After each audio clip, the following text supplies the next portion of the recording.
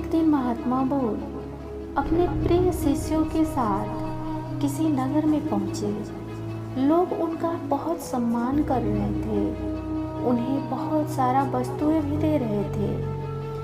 कुछ दिन पश्चात भगवान बुद्ध ने अपने प्रिय शिष्यों से कहा, चलो किसी दूसरे नगर में चलते हैं। शिष्य ने कहा, नहीं, कुछ पैसे जमा कर लिया जाए, फिर हम चलेंगे।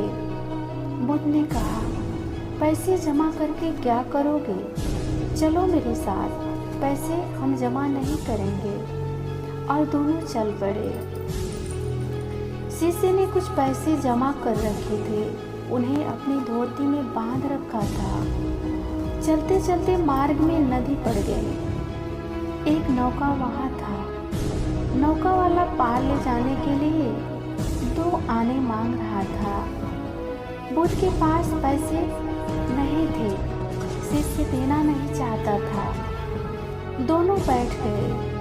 दोपहर हो गई, संध्या हो गई और फिर रात भी हो गई। नाविक अपने घर को जाने लगा तो बोला, बाबा, तुम यहाँ कब तक बैठे रहोगे? यह जंगल है, यहाँ रात को सिर्फ पानी पीने आते हैं। अन्य पशु भी आते हैं, वे तुम्हें मार डालेंगे। शिष्य ने कहा, तुम हमें पार ले चलो।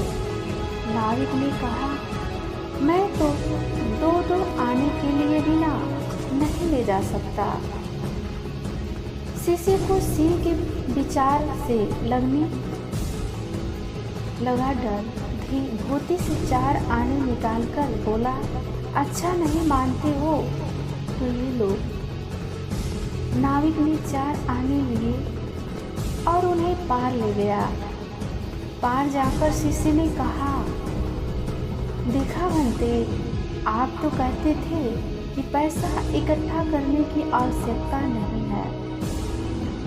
बुद्ध ने हंसते हुए कहा, सोच कर देखो बेटा, पैसा एकत्र करने से तुम्हें सुख नहीं मिलता, पैसे को देने से मिलता है। सुख त्याग में है, एकत्र करने में नहीं है। एक दिन बुद्ध के पास एक युवक आया। उसने बुद्ध से कहा कि मैं अपने दुर्व्यसन छोड़ना चाहता हूँ। बुद्ध ने पूछा कि कौन से दुर्व्यसन है? युवक बोला, मैं शराब पीता हूँ, जुआ खेलने की लत है, और भी दुर्व्यसन है जिन्हें कहते हुए मुझे शर्म आ रही है। आज से ही ये सब छोड़ दो। युवक बोला कि एकदम कैसे छोड़ दूँ? धीरे धीरे ही तो छूटेगा। बुद्ध ने युवक को एक घटना सुनाई। एक समय एक संत के पास एक धनी युवक आया और उन्हें सहस्त्रों स्वर्ण मुद्राएं देने लगा।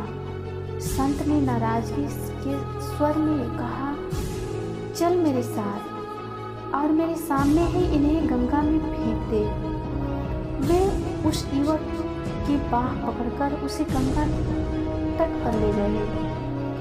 युवक ने स्वर्ण मुद्राएं गंगा में फेंकना प्रारंभ किया, लेकिन उसने सोचा कि एक एक गिनकर फेंकूं। वह शाम तक फेंकता रहा।